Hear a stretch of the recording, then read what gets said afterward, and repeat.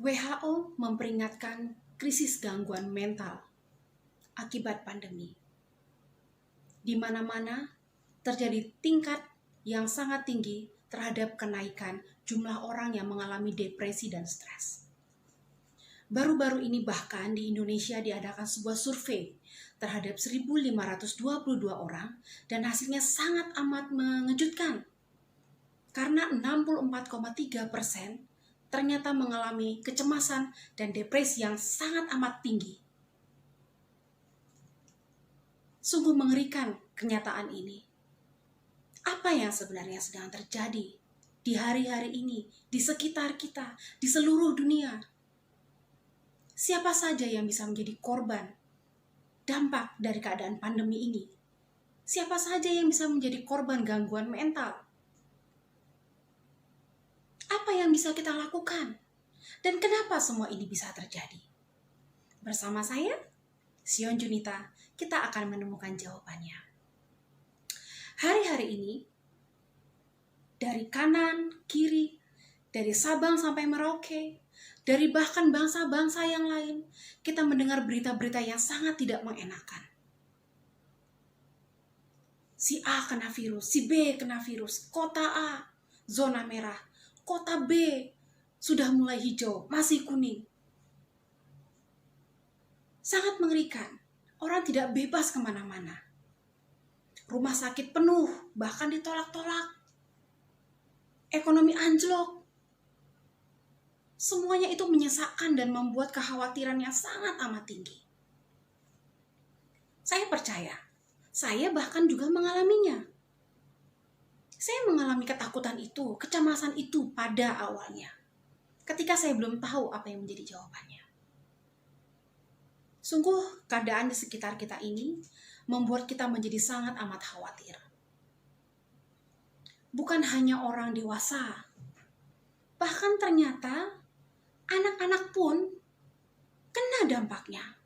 Mereka juga stres loh, ternyata mereka juga depresi. Kenapa tidak? Kita ini manusia makhluk sosial yang harusnya selalu berinteraksi dengan banyak orang. Tapi kita dipaksa, karena keadaan ini kita dipaksa dikurung tanda kutip, dipaksa dikurung di dalam rumah.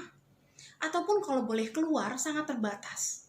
Kalau orang gede ya, mungkin orang sudah dewasa mungkin masih bisa mencari penyelesaian yang lain daripada keinginannya keluar-keluar itu. Nah kalau anak-anak, nggak bisa. Mereka dipaksa untuk tidak main dengan teman di luar rumah.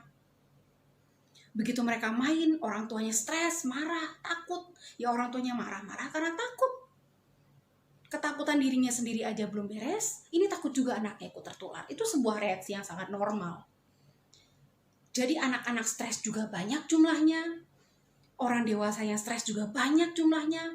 Lansia juga sangat banyak jumlahnya stres. Bahkan beberapa kali saya pergi ke rumah sakit karena kebetulan mengantarkan orang tua saya berobat. Saya lihat ya pasien di psikiater itu jumlahnya cukup banyak. Dan rata-rata ketika saya tanya, iseng ngobrol, saya ini sedikit iseng lah ya. Saya tanya, ya walaupun tetap protokol jaga jarak. Kenapa berobat ke psikiater? Jawabannya adalah nggak bisa tidur. Rata-rata tidak bisa tidur. Cemas, gelisah, keringat dingin. Itu reaksinya. Bisa dibayangkan situasi yang begitu mencekamkan ini membuat anak-anak, orang dewasa, bahkan para manula lansia ikut terkena dampak sehingga mengalami depresi, stres yang begitu mengerikan. Sebenarnya kenapa ini bisa terjadi? Menurut saya, pertama, karena ketidakpastian. Ketidakpastian itu membuat kita semua merasa takut. Ketidakpastian akan kapan pandemi ini berakhir. Kapan saya bisa bebas pergi ke kantor? Kapan saya bebas pergi ke kampus? Kapan saya bebas hangout sama teman-teman saya di mall? Kapan saya bisa nonton lagi? Kapan saya bisa melakukan apa yang saya suka seperti dulu? Kapan saya bisa jalan-jalan? Kapan saya bisa bertemu dengan orang tua saya, mudik? Tidak ada yang pasti. Tidak pasti juga kapan vaksin ada. Kalau jelas vaksin akan ada tanggal sekian, bulan sekian, kita agak tenang dikit. Atau ada mandat dari pemerintah bahwa jangan keluar dulu 2 minggu ini karena 2 minggu depan sudah ada vaksin. Jelas. Atau sudah bebas. Jelas.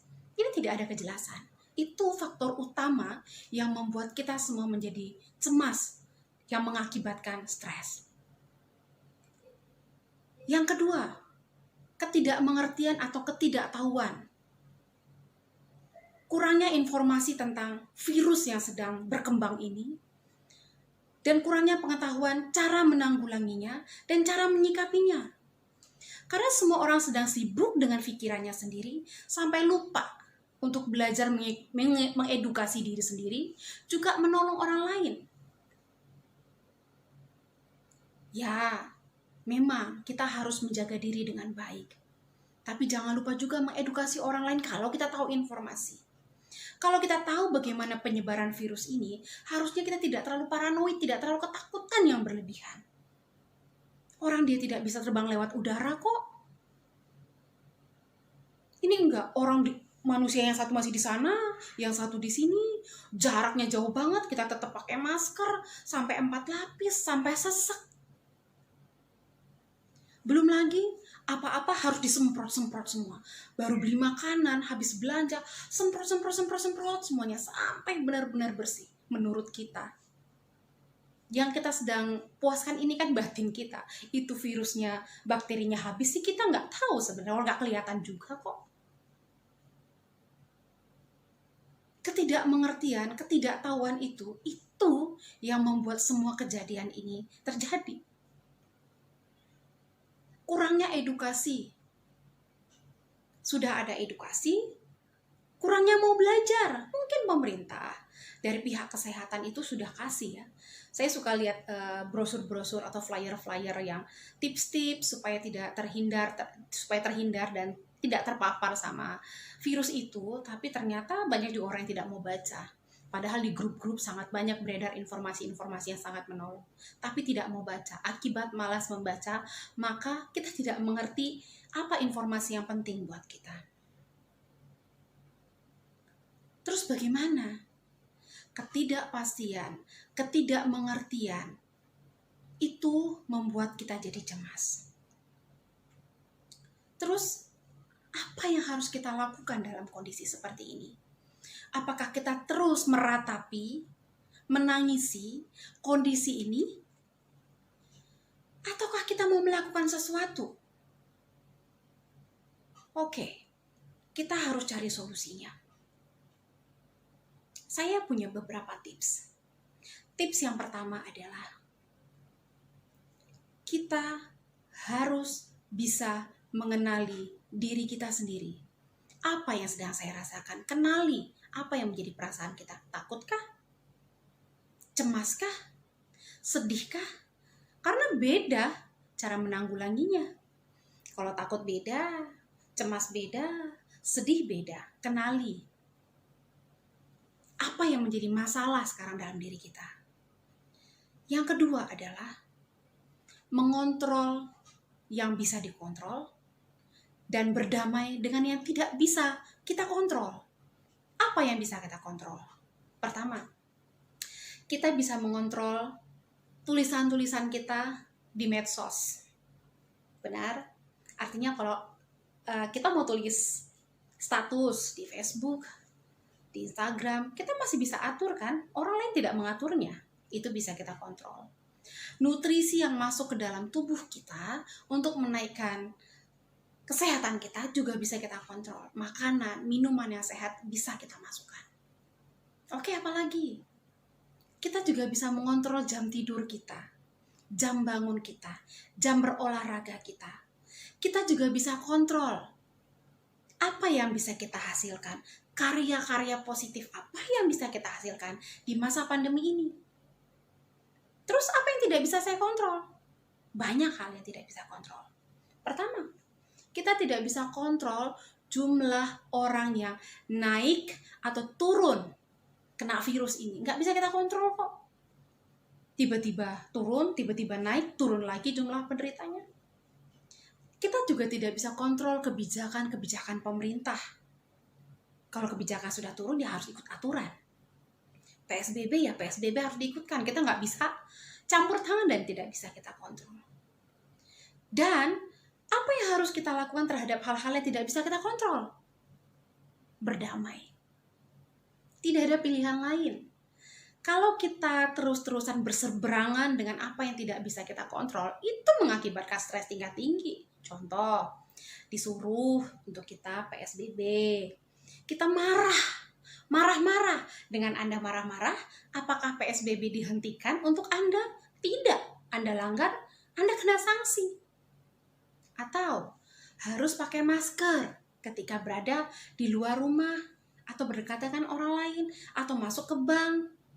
Dan ketika Anda masuk ke bank, security-nya tanya mana masker, Anda tidak boleh masuk tanpa masker, Anda marah-marah, apakah nanti itu diputihkan untuk saudara? Tidak.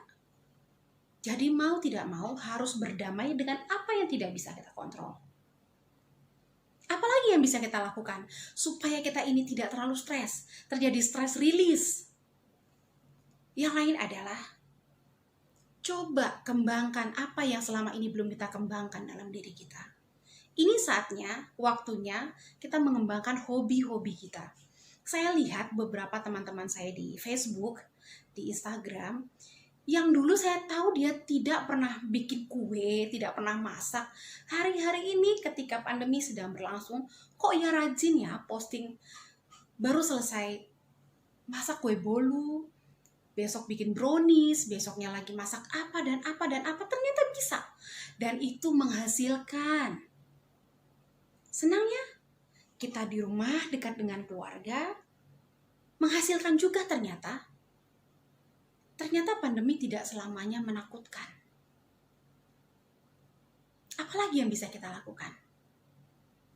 Selain menaikkan imun tubuh, ya kita harus menaikkan iman kita. Ini saatnya kita berdoa lebih banyak, beriman lebih banyak. Sudah saatnya kita tidak hanya berdoa bagi diri kita sendiri saja, tapi berdoa buat keluarga, berdoa buat bangsa Indonesia, berdoa untuk memimpin bangsa kita supaya mereka mengeluarkan kebijakan-kebijakan yang tepat, bisa benar-benar menolong bangsa ini. Dan apalagi yang bisa kita lakukan? Ada juga yang melakukan relaksasi. Banyak gerakan-gerakan relaksasi ada di YouTube. Kalau di googling aja banyak keluar. Dengan menarik nafas dengan pelan, menghembuskan dengan pelan, diiringi dengan musik yang tenang. Itu membuat kita rileks. Bangun pagi, tersenyum, berdoa, juga membuat kita lebih rileks. Saya percaya kalau semua protokol ini kita kerjakan, kita pasti baik kok. Stres itu bisa turun dan kita lebih sehat. Hati yang gembira adalah obat yang manjur. Kalau kita ingin sehat, ayolah bergembira. Di masa pandemi ini bukan alasan untuk kita tidak menghasilkan karya apa-apa. Justru ini saatnya kita menaikkan level diri kita. Kita sehat, kita produktif, kita gembira. Saya Sion Junita, terima kasih dan sampai jumpa kembali.